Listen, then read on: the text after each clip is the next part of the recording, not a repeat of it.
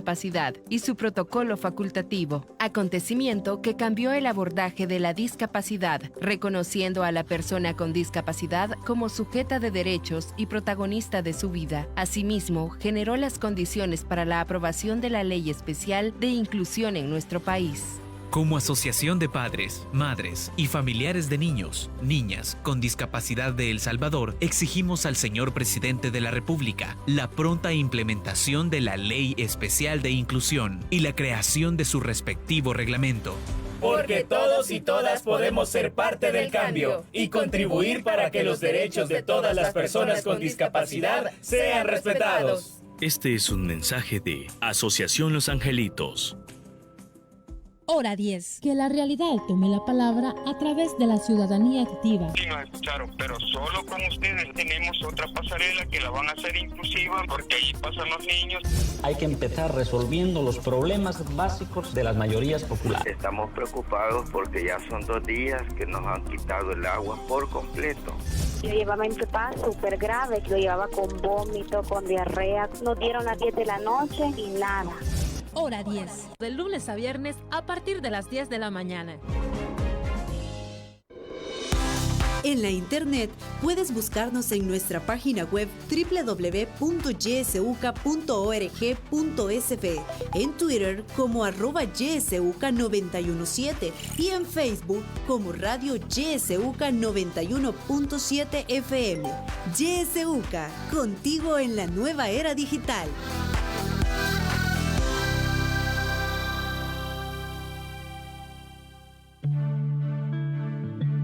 Radio YSUCA te acompaña en todo momento. Sintonizas La Voz con Vos. YSUCA, siempre con vos. 91.7 La Voz con vos.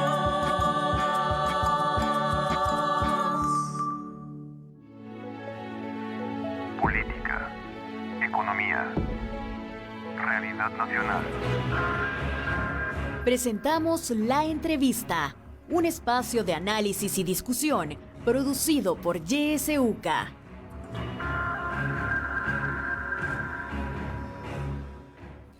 Muy buenos días a todos y todas. Son las 7 de la mañana con 5 minutos. Gracias por estar en sintonía del espacio de YSUCA. El tema de este día, transparencia en proyectos de obra pública.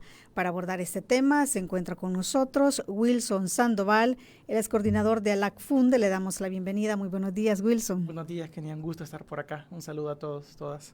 Muchísimas gracias. También nos acompaña vía telefónica Eduardo Escobar, director ejecutivo de Acción Ciudadana. Muy buenos días, Eduardo. Buenos días, gracias por la invitación, siempre un gusto. Muchísimas gracias a los dos por estar con nosotros y abordar este tema de la transparencia en proyectos de obra pública. Y este tema es importante porque, bueno, en reiteradas ocasiones sabemos que los gobiernos dan a conocer varios proyectos.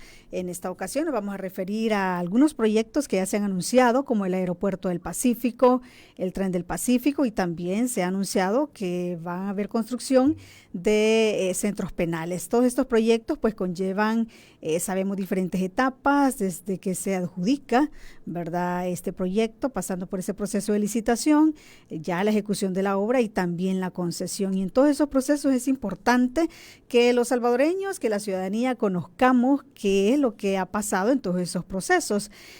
Comencemos con eso, Wilson. ¿Cuáles podrían ser los peligros que pueden advertirse en estos procesos de proyectos de obra pública cuando pues no hay suficiente transparencia y los ciudadanos no podemos enterarnos de todas estas etapas? Claro, creo que mi respuesta la voy a dar de una perspectiva general y creo que Eduardo puede profundizar en cuestiones bien puntuales de cada uno de los proyectos.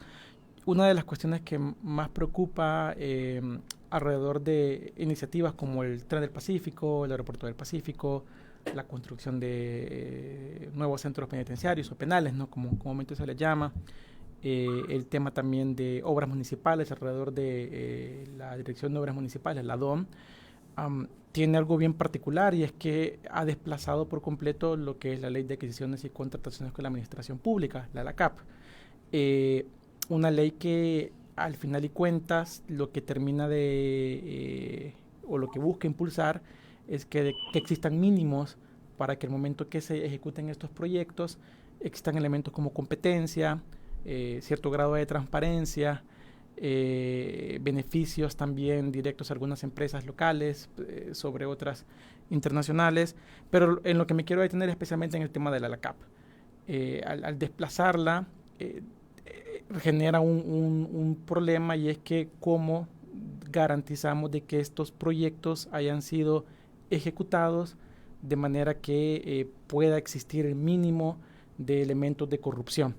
Y es que alguien podría decir, pero la LACAP al final estuvo hace 10 años y también hubo corrupción. Claro, no negamos que al final hay cuestiones que mejorar, pero al menos da estándares, pone cierta barra para la administración, en este caso, o para el Estado, de manera de que por lo menos nos aseguremos de que entonces haya competencia. Entonces, ¿qué es lo que sucede al desplazar a la LACAP? Deja, especialmente que Eduardo va a poder profundizarlo, en la Unidad Nacional de Adquisiciones, la potestad finalmente de poder definir cuáles van a ser los criterios con los cuales se va a contratar, por ejemplo, una empresa dentro de estos proyectos. Y eso representa un problema porque ya hay una ley, se está desplazando, y la pregunta es ¿por qué desplazamos una ley que al final viene precisamente a tratar de fortalecer y a combatir el tema de la corrupción, ¿no? Entonces surge esa pregunta. Obviamente yo no tengo la respuesta porque la Asamblea Legislativa ha tomado a esto, pero esa es la tendencia, ese es el patrón, a desplazar a la Cámara en cada uno de estos proyectos. Y ya para devolver la palabra, no es que los proyectos estén malos, no es que estemos en contra de los proyectos de la sociedad civil. Lo que estamos promoviendo, lo que estamos señalando, por así decirlo, es que hay oportunidades de mejora. Y una oportunidad de mejora es que se utilice la LACAP para garantizar estos elementos como los mencionó, transparencia, competencia, entre otros. Sí, sí, como decía usted, Wilson, se está desplazando a la LACAP y para cada proyecto se ha creado una normativa, ¿verdad? Diferente. Eduardo, amplíanos esta información. ¿Qué se estaría buscando con crear una normativa distinta para cada proyecto cuando ya tenemos una ley de adquisición? ¿Qué se estaría buscando? Bueno, en primer lugar, lo que podemos señalar es que se busca discrecionalidad a la hora de decidir a quién se le asigna un proyecto. Es decir, que el gobierno pueda, según sus intereses, según su voluntad, escoger a qué empresa constructora se le va a dar el proyecto. Recordemos que son proyectos millonarios. Y eso de darlo de forma discrecional al antojo del gobierno puede significar, ya como lo mencionaba Wilson, en primer lugar, que se escojan a constructoras, a empresas que no sean nacionales. Ese es un punto. Lo segundo es que como tenemos suficiente evidencia en la región, esto pueda venir de algún pacto que significa corrupción entre los gobiernos y las empresas. Ya tenemos, por ejemplo, el caso Odebrecht, donde se han dado financiamiento de campañas electorales a cambio de obra pública. Entonces, esos son, digamos, como los puntos de preocupación, que haya discrecionalidad y que esto, como decimos, afecte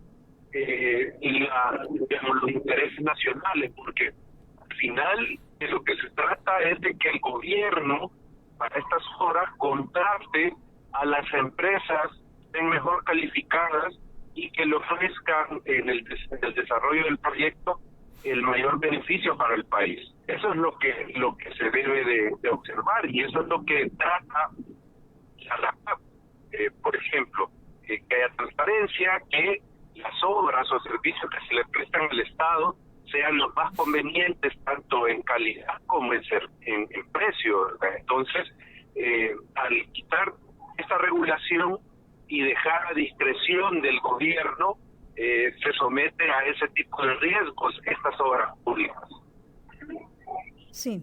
Bueno, importante ese punto, y usted también lo mencionaba, Wilson, esto puede abrir las puertas a la corrupción, y ya sabemos que anteriormente también ha habido casos de corrupción. Pero a ver, en estos proyectos que se han anunciado, ¿cuál debería ser, Wilson, como la información mínima que deberíamos tener los salvadoreños? No se sabe mucho sobre estos proyectos. ¿Qué es lo que se sabe hasta ahora?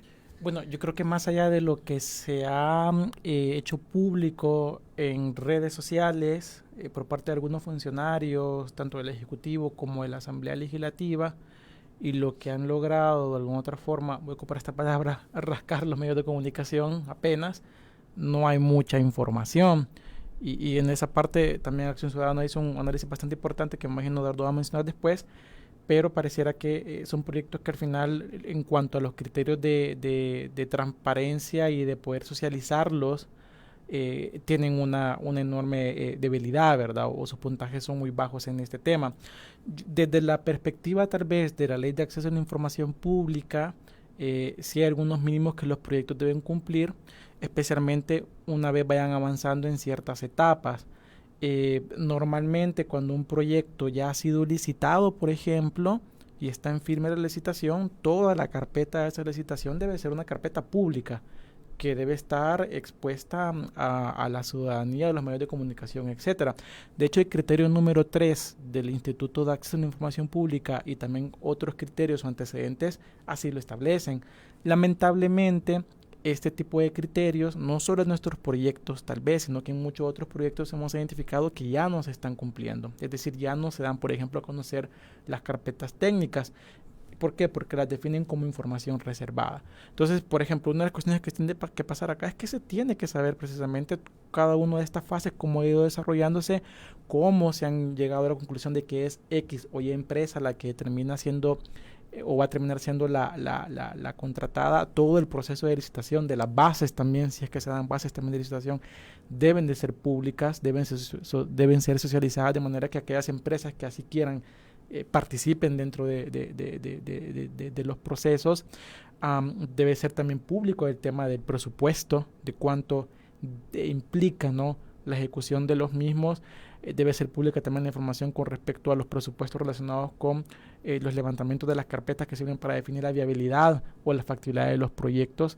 También debe ser información que debe estar socializada y puesta a disposición, claro, de forma cronológica según va avanzando el proyecto. Entonces yo creo que en esta parte es importante que la ciudadanía sepa que una vez se den licitaciones o una vez se empiece a ejecutar cierto proyecto, hay información como la que mencioné ahorita que tiene que estar pública, tiene que estar a disposición.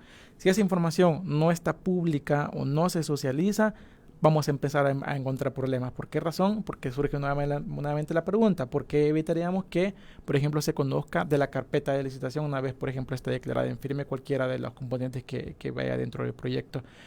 Aparte de que cualquier ciudadano en el uso de la LAIP debería poder tener acceso desde ya, por ejemplo, cuál ha sido el expediente que dio paso a la creación de estos decretos o de estas leyes.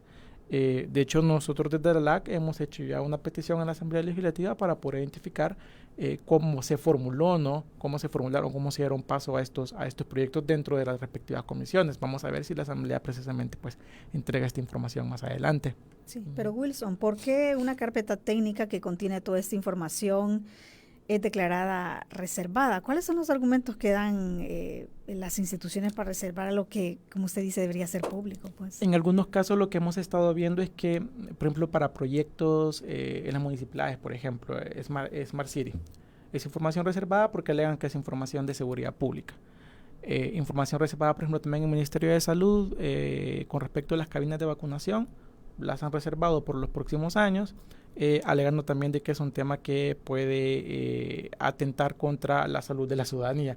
Entonces son reservas que son un tanto ilógicas hasta cierto punto, que no tienen cierto fundamento técnico, pero así las define los diferentes ministros y sus oficiales de información pública.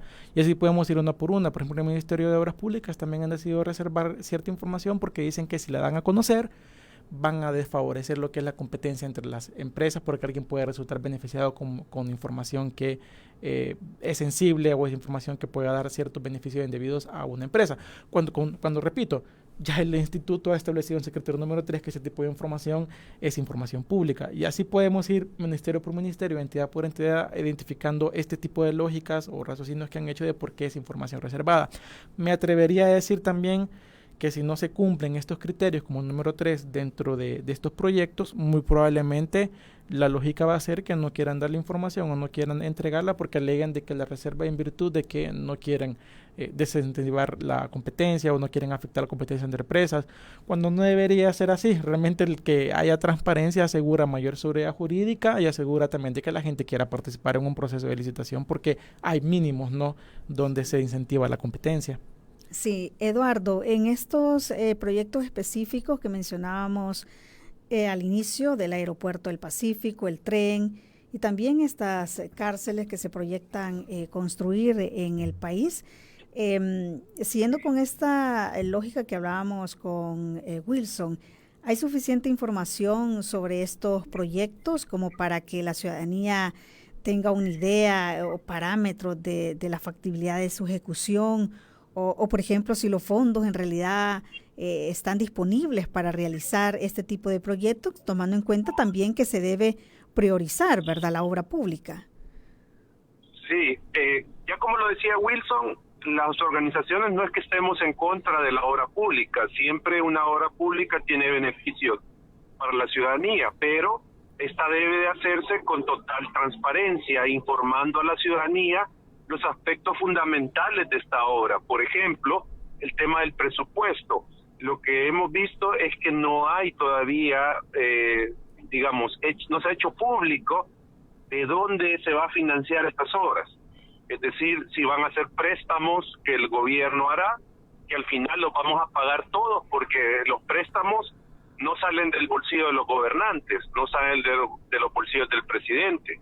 Los préstamos internacionales, para pagarlos, se pagan con los impuestos que día con día nos descuentan. El día con día nosotros pagamos cuando compramos diferentes productos. Entonces, es importante saber si estos proyectos vienen de préstamos internacionales o se van a pagar de fondos de los fondos generales de la nación, es decir, de lo que recauda Hacienda, si de ahí se van a pagar. Entonces, esa información que debemos de conocer los ciudadanos, de dónde es que se va a pagar eso.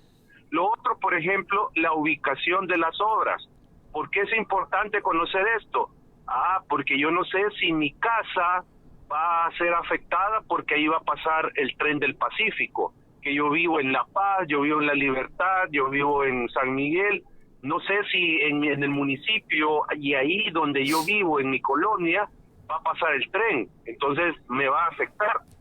Entonces, ese tipo de información, por esas razones, es que hay que hacerla pública, para darle seguridad a los ciudadanos y ciudadanas de que no se va a afectar sus condiciones de vida, por ejemplo, o que se van a afectar.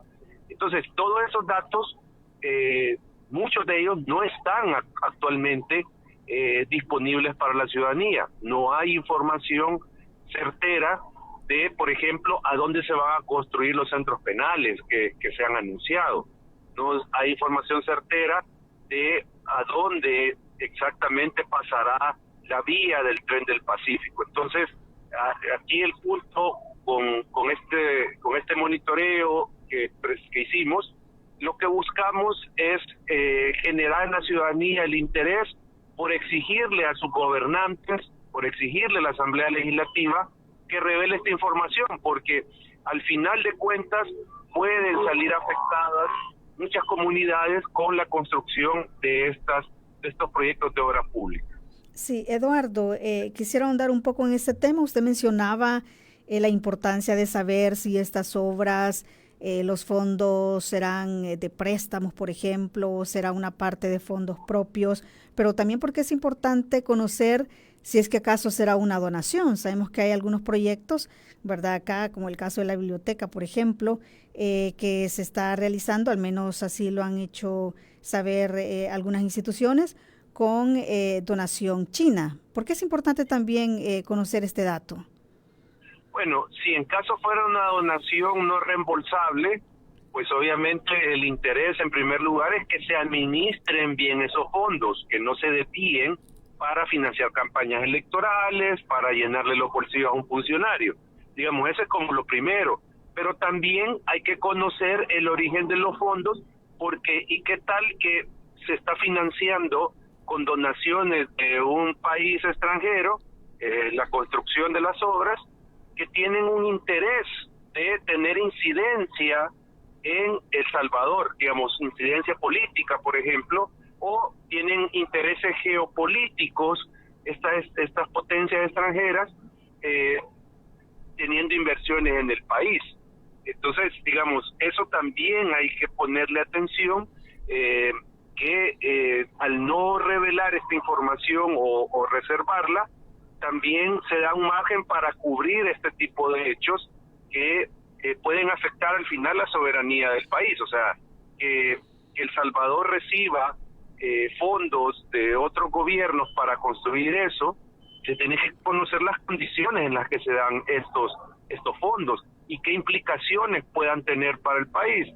Ya hemos visto, y de hecho en la conferencia de prensa lo señalábamos, casos de algunas naciones donde han aceptado financiamiento, por ejemplo de China, para construir obras, aeropuertos y cosas por el estilo, y al final han sido afectados porque no pueden pagar los costos y terminan entregando o cediendo las obras a terceros. Entonces ahí se le ha afectado el Estado. Entonces hay que saber de dónde vienen los fondos, para uno, que se administren bien, y dos, para conocer, digamos, si se está financiando por otros gobiernos estas obras públicas, y tener en cuenta eso para más o menos saber qué intereses pueden haber detrás de financiar estas obras.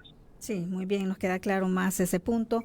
Wilson, hablemos también de la participación de la gente en este tipo de proyectos, y ya lo mencionaba también Eduardo, es importante que la gente sepa por dónde va a pasar esa construcción, si es que va a afectar sus viviendas, si es que va a afectar zonas importantes protegidas, por ejemplo. Eso está pasando con la zona del aeropuerto, el Pacífico, ¿verdad?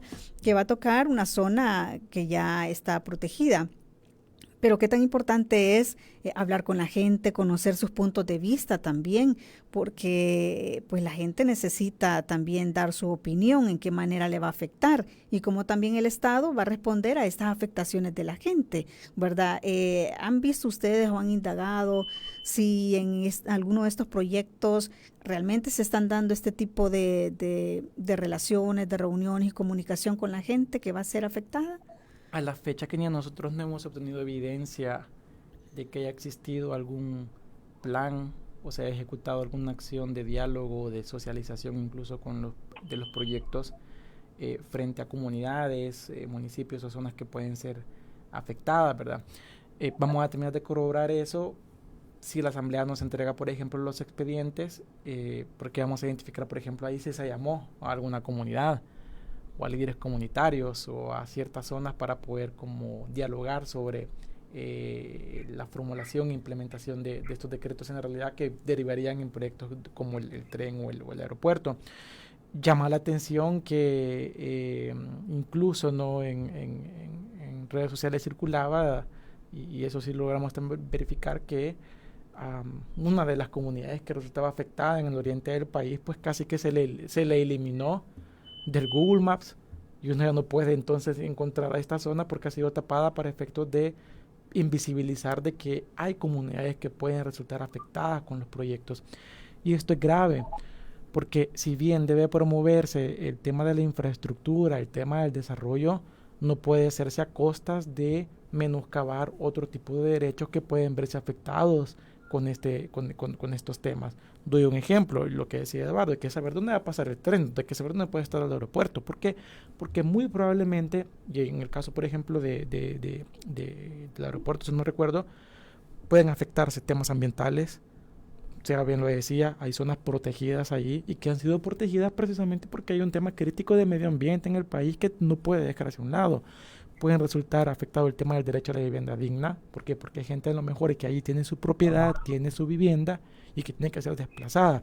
A esto hay que sumarle de que hay toda una ley también de expropiaciones que se aprobó en la Asamblea Legislativa que busca precisamente casi que echar a las familias de aquellos lugares donde se encuentran ahorita habitando a efectos de poder construir estos proyectos. No puede ser a costas de dañar el desarrollo también de otras personas por menos, a pesar de que pueden estar en que tal vez son comunidades en situación de pobreza. Es decir, no valen menos que otros ciudadanos a costas del desarrollo. Entonces, debe existir participación y consenso en este tipo de proyectos de manera de que no se afecten a estas comunidades y repito, no solo las comunidades, el tema ambiental es preocupante también, porque ya otros medios de comunicación han señalado cómo el Ministerio de Medio Ambiente ha sido ágil y efectivo en entregar permisos para proyectos pasando por altos criterios mínimos para poder garantizar el tema de un ambiente sano, al cual también todos tenemos derechos. Entonces, aquí me parece que hay un tema para hablar mucho, pero que es crítico porque puede resultar en la afectación de muchos ciudadanos. Y Wilson, ¿y quiénes deberían de conocer esta información? Y le pregunto esto por el caso particular del Aeropuerto del Pacífico. Nosotros como medio, YSUCA, ha llegado a la zona a conocer las afectaciones que pueden haber.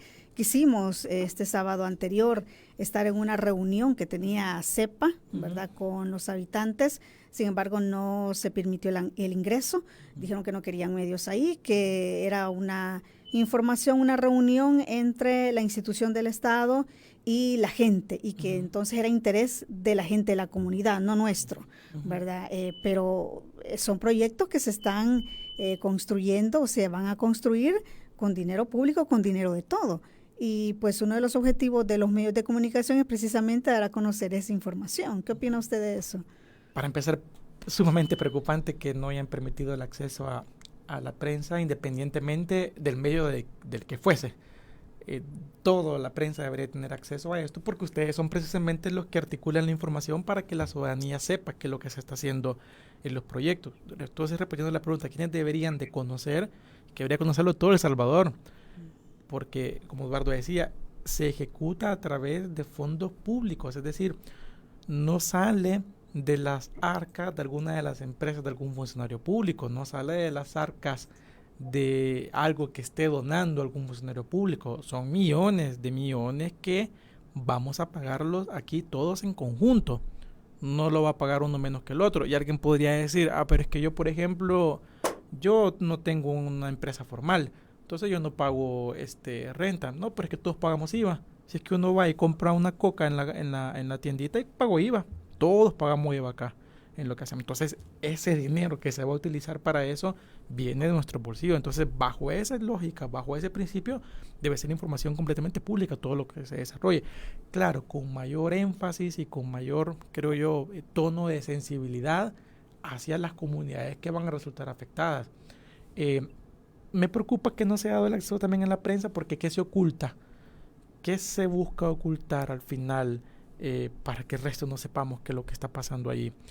Lamentablemente, algunos proyectos que hemos visto, por ejemplo, como el tema de la construcción del hospital del Chihuapet, hemos verificado, y creo que aquí también el Educa constató este tema, donde los líderes comunitarios de comunidades aledañas al Tanque, el Trébol y a la Cuchilla no estaban de acuerdo en el tema de la construcción del Chihuapet. ¿Por qué? Porque han esperado por décadas que se les regularice sus propiedades, y viene y se monta un proyecto de infraestructura con permisos ambientales expresos, pareciera con permisos también de obras públicas expresos, y se deja a las comunidades otra vez en una respuesta al tema de vivienda. Lo mismo me preocupa que pueda pasar con estos proyectos.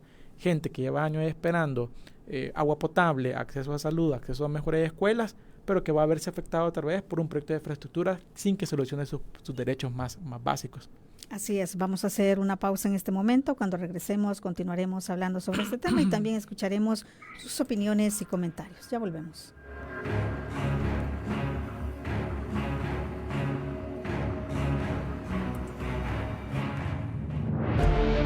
Sintoniza Radio YSUCA en el 91.7 del FM. La voz con vos.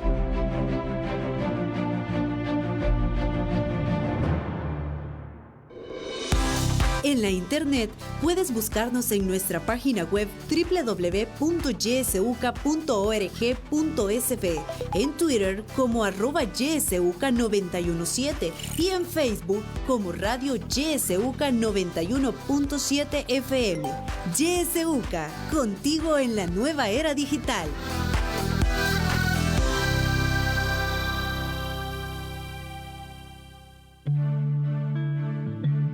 Radio YSUCA te acompaña en todo momento.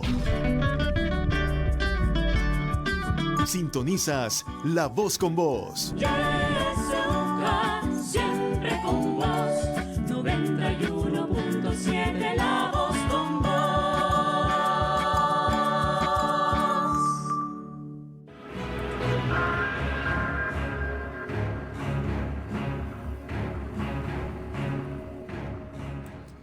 7 de la mañana con 32 minutos. Gracias por continuar en sintonía de YSUCA.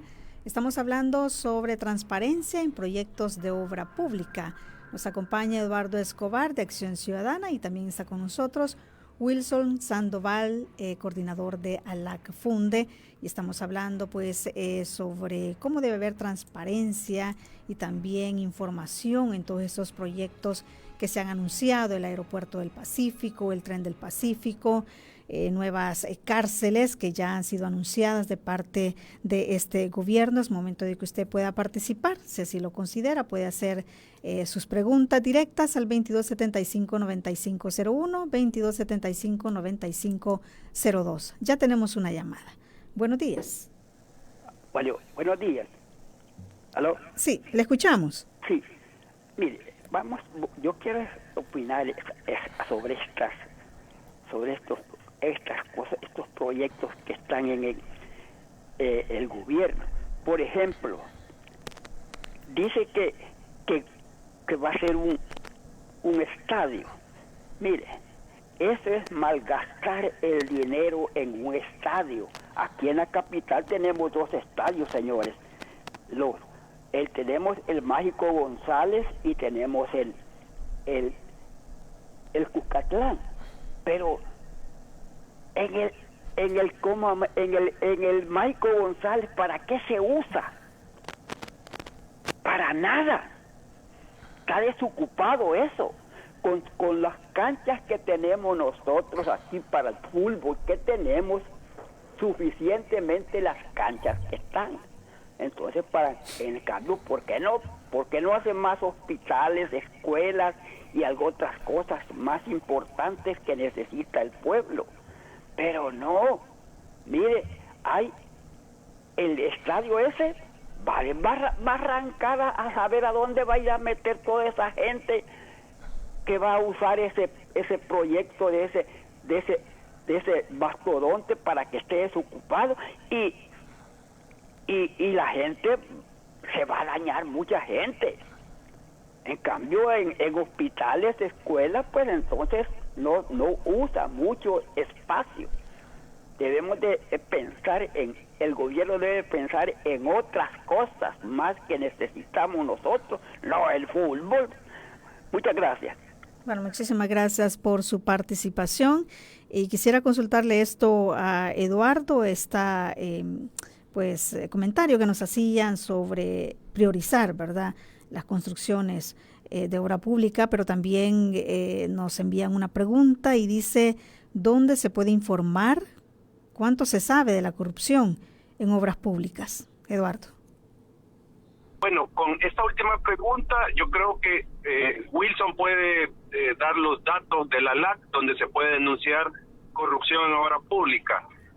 También está la Corte de Cuentas de la República, que puede ser otro sitio donde se puede denunciar corrupción. Yo creo que el amigo que habló exactamente también pone un aspecto importante en el debate: la priorización, la necesidad de realizar estas obras públicas. O sea, ¿será necesario hacer un tren del Pacífico? ¿Será necesario hacer un aeropuerto? ¿Será necesario hacer un estadio? Yo creo que ahí ha puesto, lo importante al debate. Nosotros sabemos, por ejemplo, en el área metropolitana de San Salvador, el sistema de desagüe, de cañerías y todo esto ya dio su vida útil. Hay que volverlo a construir, hay que renovarlo. ¿No será eso más importante? Porque por eso se inundan las calles de San Salvador. Sí, ¿no será más importante eso? Tenemos una ciudad capital, y no quiero centralizar solo en la capital. O sea, cada zona del país tiene sus prioridades, pero hablando de aquí de la capital, donde se va a construir el estadio, ¿por qué no implementar mejor un sistema de transporte colectivo masivo para solucionar, problemas de movilidad de la ciudadanía, de tráfico, de contaminación? Entonces, si bien nosotros hemos señalado que la obra pública es beneficiosa, pero no hemos entrado a hacer esa valoración que hace el amigo respecto de la necesidad de estas obras públicas, porque no solo es el tema de si hay transparencia o no en la ejecución de la obra pública, sino que también hay que ver si son necesarias este tipo de obras y si no se tiene que priorizar en otros aspectos, como decía el amigo. No tenemos el Hospital Rosales construido, solo hay un hospital de niños. Irónicamente, este país solo tiene un hospital de niños y también tiene un hospital para mascotas. O sea, imaginémonos las prioridades de este gobierno. Entonces, ahí es donde queda también a la ciudadanía alzar la voz en ese sentido y reclamar y exigirle al gobierno que construya obras que nos beneficien directamente. Sí, bueno, gracias. Quiero leer otros mensajes que nos llegan. Dice Ana Juárez: buenos días, la corrupción está a la orden del día con tantas reformas para cubrirse las espaldas. Tito nos dice: en El Salvador no avanza. Hay muchos secretos entre amigos y compadres de Nayib Bukele. Saludos. Y le vuelvo a hacer la pregunta a esta Wilson: ¿dónde podemos encontrar, dicen, información sobre corrupción de obras públicas anteriores? Claro, yo creo que una de las, voy a dar algunas fuentes, no, una de las primeras creo que son en principio los medios de comunicación. Uno se mete a Google y prácticamente casi todos los días los medios están sacando un caso o un reportaje asociado al tema de corrupción, ¿no? También en los sitios web de la Corte de Cuentas de la República, del Tribunal de Ética Gubernamental, hay algunos repositorios, ¿no?, que tienen algunas resoluciones relacionadas con el tema de corrupción también, que son de libre exposición. Actualmente la página de la LAC se encuentra en construcción y hemos cambiado el dominio también, entonces por eso ahorita la gente no puede ingresar. De paso, la nueva página es alacsb.force.com, pero todavía no está disponible, pero en su momento esperamos también tenerla disponible para que también ahí podamos ir subiendo nuevamente información relacionada con actos de corrupción que vayamos como identificando. Pero esto creo que son los espacios más o menos donde la gente puede ir encontrando algunos datos. Y se puede, Wilson, mencionar como algunos casos. Hemos escuchado algunos casos, hay el caso sonado, ¿verdad?, de corrupción en obra pública de gobiernos anteriores. Es que esto ha ocurrido desde hace mucho tiempo. Algunos de ellos, para recordar cuáles han sido. Yo creo que, por ejemplo, si alguien hoy busca desde su celular en Google Diego de Holguín, va a encontrar mucha información sobre este caso, ¿no? Bastante sonado de corrupción y cuánto tiempo pasó sin poder ejecutarse, ¿no?, que empezó con el periodo del expresidente Antonio Saca. Que fueron años, creo yo, donde no se terminaron los tramos de forma adecuada. Creo que otro ejemplo también es la presa Chaparral, ¿no?, también, que si uno puede ponerlo en internet va a encontrar también información sobre este tema, donde también uno de los gobiernos, no me recuerdo, el FMLN estuvo también involucrado, ¿no?, también con ese tema de retrasos en la infraestructura, y que son casos porque en su momento han sido investigados por la Fiscalía, por la Corte de Cuentas de la República, entre otras instituciones, y especialmente los medios de comunicación. Yo creo que los casos abundan. Si quieren ver casos también de la administración actual, pues yo creo que también pueden buscar sobre el tema del hospital en Cifco y también de la reserva de información por parte del MinSal en cuanto a cabinas de vacunación, en cuanto a proyectos de infraestructura también de obras públicas. Hay bastante documentación que los medios de comunicación han venido exponiendo. Sí. Eduardo, también hablemos sobre los riesgos que hay también en la ejecución de obras municipales y que están ahora a cargo de la Dirección de Obras Municipales, y cuáles podrían ser los riesgos que se podrían advertir también en este sentido, porque pues hay que recordar y sabemos que ahora ya las alcaldías pues ya no ejecutan las obras que hacen en sus municipios, sino que pasa a esta Dirección de Obras Municipales. Ahí también podríamos encontrar algunos riesgos en ese sentido. Claro, y yo creo que es importante resaltar los datos que ha recabado Funde, que la Dirección de Obras Municipales no tiene criterios definidos respecto de cómo asignan fondos y cómo aprueban proyectos que le presenten las municipalidades. Entonces creo que eso es también un tema importante que se tiene que discutir, con base a qué se aprueba un proyecto de parte de la DOM, por qué se aprueba, qué criterios se implementan para aprobar esos proyectos. Entonces, aquí lo relevante a señalar es que al no tener claridad y transparencia sobre esos proyectos, se pueden dar, al igual que en obras públicas a nivel nacional, se puede dar espacio para la corrupción, para que se ejecuten obras, como ya antes se ha señalado, de forma discrecional, que no son las mejores, beneficios para la ciudadanía, y de remate los fondos públicos son desviados, las obras cuestan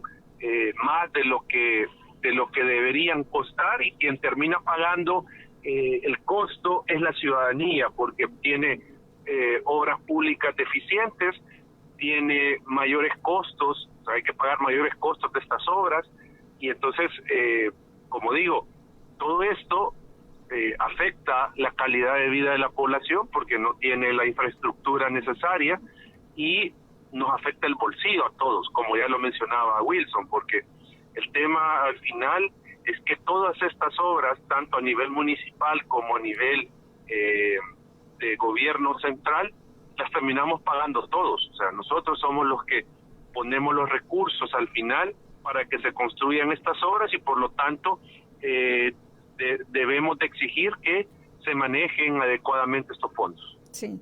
Wilson, tenemos información acerca de los procedimientos que está llevando a cabo la DOM. ¿Qué ha investigado Funde? Bueno, nosotros, utilizando la Ley de Acceso a la Información Pública, hemos venido solicitando información a la Dirección de Obras Municipales, la DOM. Voy a mencionar algo positivo de la DOM para no para ser balanceado, ¿no? La DOM hasta ahorita nos ha entregado la información que hemos venido solicitando, lo cual es bueno, y ojalá la DOM lo siga haciendo a pesar de estos oportunidades de mejora que estamos señalando. En el principio de este año, en el mes de abril, solicitamos 3 cosas a la DOM. Uno, le pedimos que nos pudiera entregar una copia, ¿no?, del reglamento que desarrolla la ley precisamente de la Dirección de Obras Municipales, es decir, el reglamento que debería estarse utilizando para cumplir con su ley. Le pedimos también otra cuestión, que es el documento mediante el cual se regula la selección de proyectos a nivel de municipios, y le pedimos también una copia de la certificación o acreditación antisoborno que la DOM pues manifiesta tener. En el caso de las primeras 2 peticiones, nos indican de que a la fecha están en desarrollo, aún tanto de el reglamento que ha de dar paso que desarrolla en la ley, pero lo más importante es que nos dicen que aún tienen en desarrollo los criterios que definen cómo elegir un proyecto a nivel municipal. Para que la gente pueda comprender esta última cuestión, a la fecha quiere decir que todo lo que ha ejecutado la DOM desde que nació allá por noviembre del año pasado hasta este día, y todo lo que hemos visto en las calles, cuando vemos estos rótulos y que vemos los tráficos y todo que se genera a partir de las reparaciones, por ejemplo, que están haciendo de las calles, no tienen criterios de cómo eligieron. Por ejemplo, estar aquí reparando la calle en Antiguo Jucatelán versus no estar reparando la calle allá en Mexicanos, por dar un ejemplo. No tienen un parámetro de cómo poder elegir entonces a qué beneficio, a qué municipio beneficiar, con qué alcaldía trabajar. Y esto es preocupante porque si no tienen criterios, la pregunta es ¿cómo han hecho entonces para elegir Antiguo Jucatelán antes que cualquier otro municipio en situación de pobreza del país? Y esto es preocupante porque al final deberían haber criterios claros del por qué elegir uno o no otro municipio, porque sabemos que los fondos no son infinitos, que hay ciertos límites, pero que la prioridad debería ser aquellos municipios que se encuentran en una situación muy vulnerable. Entonces, para que la gente lo comprenda, este es como un tanto el dilema de por qué es necesario tener criterios, y si no hay criterios, la pregunta es entonces, ¿cómo ha hecho para tomar la decisión? Es una petición de información que también ya introducimos frente a la DOM a finales del mes de abril, principios de este mes de mayo, que esperamos también nos puedan dar respuesta de qué es lo que han cómo han elegido hasta la fecha. Una cuestión importante, la DOM tiene asignado alrededor de $330 millones en presupuestos, y más o menos casi 230, 228, si no me recuerdo, van dirigidos precisamente al tema de proyectos en municipios. Entonces, estamos hablando de millones de dólares. No pueden ser ejecutados bajo la lógica discrecional. Tienen que existir criterios que definan en dónde van a ser utilizados. Y ya por último, perdón que me extendí esta parte, la DOM también desplaza la utilización de la LACAP, como dijimos al principio. Es decir, su ley eliminó la LACAP para este tipo de procesos de contratación en los proyectos, y en su ley manifiesta que lo que debe existir es una certificación antisoborno, que es un estándar, es una ISO. Y este estándar en principio es precisamente para poder combatir el soborno que se pueda dar en los proyectos, es decir, actos de corrupción. La certificación tampoco la tienen. A pesar que usted entra al sitio web, va a encontrar que están certificados en teoría con este estándar antisoborno. Según la información que solicitamos y le pedimos a la DOM, también están en proceso. Eso significa que, surge la pregunta, entonces, ¿qué herramientas tienen para combatir la corrupción dentro de la DOM a la fecha si no hay la CAP, si no hay certificación antisoborno, si su portal de información pública está desactualizado, porque a la fecha también identificamos que no lo tienen actualizado o completo? Entonces, hay una crítica acá que la gente tiene que estar atenta y exigir de que la DOM entonces empiece a generar herramientas para combatir corrupción, pero también tenga el criterio para elección de los proyectos. Sí, eso es muy importante tomarlo en cuenta, y bueno, la gente de los municipios también debe estar enterada de cómo es que se ha adjudicado, ¿verdad? Un proyecto, por muy sencillo que sea, claro, pero debemos de conocer estos procedimientos. O del por qué no he sido beneficiado. Por qué no, exactamente. Y otro municipio sí. Sí, sí, es importante conocer todo eso. También en torno pues a la DON, y antes también de que se creara, también conocimos cómo hubo la aprobación de otras leyes, ¿verdad? Por ejemplo, esta ley que se le ha dado a conocer, ley de expropiación, pero tiene un nombre bastante amplio, ¿verdad? Estas leyes, entonces, que se han creado, así como esta, y ya también la creación de la DOM, podría decirse, Eduardo, si está siguiendo por acá esta transmisión, si es que estas leyes que se aprobaron anteriormente también han permitido, es decir, han ido abriendo camino para estas obras que luego se anunciaron posteriormente, ¿verdad? El tren, el aeropuerto y también la construcción de estas cárceles. ¿Será que si estas creaciones de leyes se pensaron precisamente para eso? Sí, lo que se ha visto es, digamos, una estrategia del gobierno de ir poniendo como en un tablero de ajedrez cada una de las piezas. ¿A efectos de qué? De que no tenga posteriormente ningún tipo de obstáculo la ejecución de estas obras que va a realizar el gobierno. Y como decimos, no es que estemos en contra de las obras, sino que hay que tener en cuenta que toda obra pública debe de tener, digamos, o cumplir ciertas cosas: ser transparente, ser necesaria, respetar los derechos de la población, también respetar el medio ambiente. Entonces, muchas de estas obras, como ya se ha mencionado, no van a respetar ninguno de estos aspectos. O sea, van a afectar derechos de la ciudadanía, van a afectar medio ambiente, no, hasta el momento no son transparentes. Entonces, lo que está haciendo el gobierno precisamente es establecer leyes, un marco jurídico que habilite realizar las obras sin ningún tipo de control y poniendo en desventaja a la ciudadanía, porque por ejemplo, en estas leyes que se acaban de aprobar para la construcción del aeropuerto y del Tren del Pacífico, nosotros lo que hemos visto es que se establecen procesos de expropiación expeditos donde los afectados casi que no van a tener ninguna posibilidad de frenar la afectación que va a recibir al quitarle su propiedad, ¿verdad? Expropiársela. Entonces, como digo, el gobierno tiene toda esa maquinaria que está implementando tanto la legislativa como la ejecutiva para poner todo a su favor, y aquí es donde, para terminar, donde es importante referirse a la ausencia de independencia judicial, porque los jueces de la República podrían, en un contexto de independencia de este órgano, jugar un rol importante para evitar que se den violaciones a los derechos de la ciudadanía y que se afecte el medio ambiente. Pero como no tenemos esa situación de independencia judicial, entonces esto agrava todavía, o va a agravar la situación de las personas que se van a ver afectadas por estos proyectos de obra pública. Sí, es que las instituciones también juegan un rol bien importante en esto, Wilson, y hablemos también de las instituciones de control y fiscalización, como la Corte de Cuentas, que tendría acá un rol relevante, ¿verdad?, en auditar estos fondos destinados a estos proyectos. ¿Considera usted que la Corte es una institución que sí está fortalecida y que es capaz de hacer un buen trabajo en la auditoría de estos proyectos?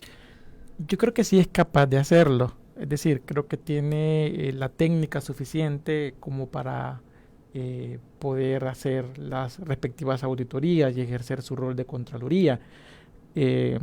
La respuesta con respecto a si lo está haciendo, creo que no, especialmente no al menos de forma visible o no al menos de forma que pueda notarse de que exista un contrapeso, ¿no?, en términos de que alguien está vigilando, porque una cosa es tener el rol constitucional que se le da a la Corte de Cuentas, pero otra cosa es de verdad hacerlo y en el sentido también ejercer presión para que la corrupción vaya disminuyendo. Entonces, si la Corte de Cuentas no ejerce este rol de manera que también se identifique como un organismo que está haciendo presión y que está favoreciendo el combate a la corrupción, se vuelve ineficiente, ¿no? Uno puede quedar en la duda de entonces si está haciendo o no cumpliendo el papel que le manda la ley. La Corte ha guardado bastante silencio en cuanto al tema de los proyectos que están ejecutando, especialmente a nivel del órgano ejecutivo. Y ese silencio pues se vuelve un problema porque entonces ¿qué garantía puede existir de que la Corte está haciendo el trabajo que le corresponde? Y al contrario, pareciera entonces que todas las instituciones acá que manejan fondos públicos están pues a sus completas anchas o no sienten la presión alguna de algún organismo. A esto hay que sumarle que pareciera que la articulación entre la Corte de Cuentas, la Fiscalía u otros entes también pareciera que es mínima, ¿no? Y yo al menos no recuerdo cuándo fue la última vez que, por ejemplo, la Corte de Cuentas a través de sus magistrados se pronunció sobre algún tema de investigación o alguna auditoría, ¿verdad?, que se estuviese haciendo, especialmente con énfasis en el órgano ejecutivo. Y eso pues es realmente preocupante porque si a alguien acá en especial le compete poder verificar cómo se están utilizando esos fondos, es a la Corte de Cuentas. A eso hay que sumarle que surge la Secretaría de Auditoría que viene desde CAPRES y que esa Secretaría de Auditoría casi está usurpando las funciones de la Corte de Cuentas. Uno también podría tender a pensar, y esta Secretaría de Auditoría, toda esa información es reservada. Entonces uno podría tender a pensar también que casi que la han desplazado, ¿no?, por completo a la Corte de Cuentas. Y es entendible desde la perspectiva humana que me imagino los magistrados han de pensar, porque si se meten más allá de lo que están haciendo ahorita, los van a destituir como destituyeron en la Sala Constitucional. Pero aquí también y hago el llamado, ¿no? Al final la Corte de Cuentas, sus magistrados se deben a la Constitución, a las leyes. Y sería entonces lo mejor que cumplan con lo que les corresponde con la ley y precisamente ser un ente que empieza a generar entonces documentación y evidencia de lo que está pasando a nivel de las auditorías. De lo contrario, pues prácticamente pareciera que están esperando que termine su periodo sin mayor pena ni gloria, ¿no? Y lo que buscamos es que se active esta institución. Así es. Ya para ir finalizando, Eduardo, bueno, hemos dicho en esta entrevista que cuando se oculta información, también cuando no se rinden cuenta de este tipo de proyectos, pues es más probable que se haga un uso ineficiente de los recursos disponibles y también abre la puerta a casos de corrupción. ¿Cómo entonces, Eduardo, se evita que se haga mal uso de estos recursos públicos? ¿Cuál sería el llamado también de parte suya y de Acción Ciudadana para las instituciones? Bueno, cuando no hay transparencia, lo que sucede es que se oculta las conductas indebidas. Es decir, como que si fuéramos nosotros niños que nos ocultamos en el closet para comernos los dulces que nos ha prohibido nuestra madre que comamos porque nos van a hacer daño. Entonces, eso es lo que sucede cuando un gobierno oculta información sobre cómo está manejando los fondos públicos, cómo está gestionando la cosa pública, cómo está ejecutando obras públicas. Entonces, acá el llamado, y creemos que todavía estamos a tiempo, al actual gobierno y a la Asamblea Legislativa a que modifiquen estos criterios que están aplicando o que van a aplicar para estas obras públicas, en el sentido de hacer transparente todos los procesos que se van a desarrollar, ya sea de cómo van a adjudicar los proyectos, quién los va a ejecutar, cuánto se va a gastar, etcétera, etcétera. O sea, todavía están a tiempo de revelar esta información para beneficio de la gente, para beneficio del país, porque no queremos estar en 10 años señalando la corrupción de estas obras públicas. Entonces, ese es tal vez el llamado para estos gobiernos. Sí, bueno, como dice Eduardo, siempre estamos a tiempo de ser transparentes. Gracias, Wilson, por haber estado con nosotros. Un gusto. Gracias, Eduardo, por habernos acompañado y haber abordado este tema. Muchísimas gracias a usted también por su sintonía. Recuerde, esta entrevista se transmitió vía Facebook Live. Ahí puede volver a escucharla y también compartirla. También le invito a que visite nuestro canal de YouTube. Búsquenos como Radio YSUCA 91.7 FM. Muchísimas gracias. Nos vemos y nos escuchamos el próximo lunes.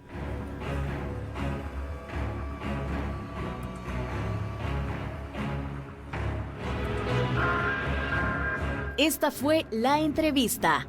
Te invitamos a que no te pierdas nuestra próxima emisión.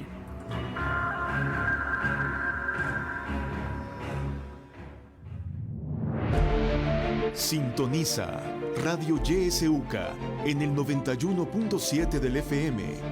La voz con vos.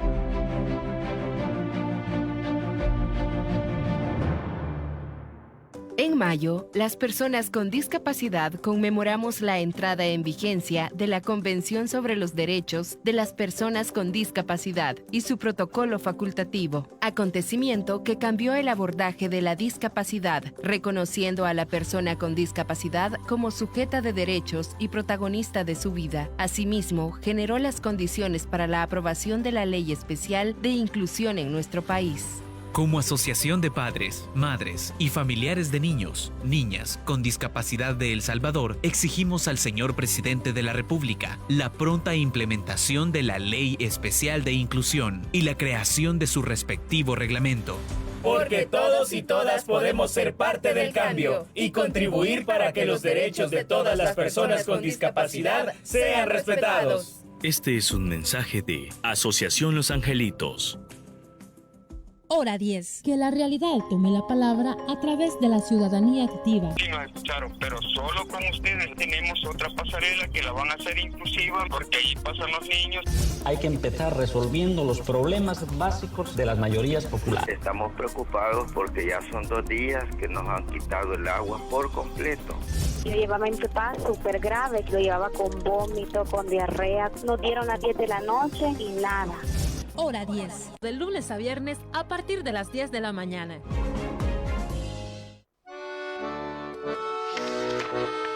Es algo que practicamos para ponernos en forma y que tiene unos requisitos a los que llamamos normas.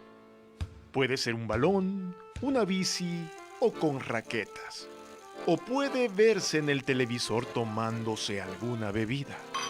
Siempre estuvo de moda para todos los valientes que prefieren practicarlo y no dormirse en los laureles. No te pierdas todos los lunes, miércoles y viernes tu programa 91.7 Deportes. Todas las noticias deportivas en un solo lugar. 91.7 Deportes, 11:30 de la mañana por Radio YSUCA.